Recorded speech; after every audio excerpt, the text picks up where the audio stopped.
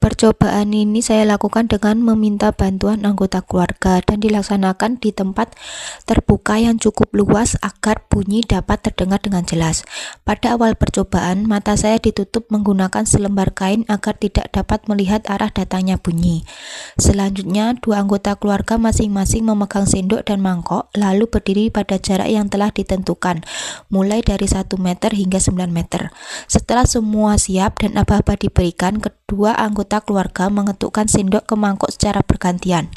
Bunyi berasal dari sisi kanan dan kiri secara bergantian sehingga saya harus mendengarkan dengan seksama untuk menentukan arah datangnya suara. Dari percobaan tersebut, saya dapat mendengar bunyi pada jarak tertentu serta memperkirakan posisi anggota keluarga berdasarkan arah suara yang terdengar. Pada percobaan kedua, saya menyumbat telinga kanan dan kiri secara bergantian menggunakan kapas.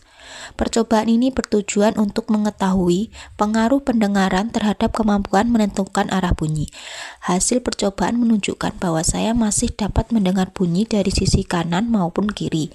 Tetapi kemampuan menentukan arah bunyi menjadi berbeda ketika salah satu telinga ditutup. Berdasarkan hasil pengamatan kepekaan indera pendengar manusia pada berbagai jarak, terlihat adanya perbedaan kemampuan mendengar sebelum dan sesudah salah satu telinga ditutup. Pada jarak 1 meter dan 3 meter, suara masih dapat terdengar jelas baik oleh telinga kiri maupun kanan, sebelum dan sesudah menutup telinga, sehingga kedua kondisi masih menunjukkan hasil terdengar. Hal ini menunjukkan bahwa pada jarak dekat, intensitas suara masih cukup kuat sehingga tidak terlalu dipengaruhi oleh kondisi penutupan salah satu telinga. Namun, pada jarak 6 meter mulai terlihat perbedaan. Sebelum telinga ditutup, suara masih dapat didengar dengan jelas. Tetapi setelah salah satu telinga ditutup, hasil pendengaran menjadi tidak konsisten. Bahkan salah satu kondisi menunjukkan tidak terdengar.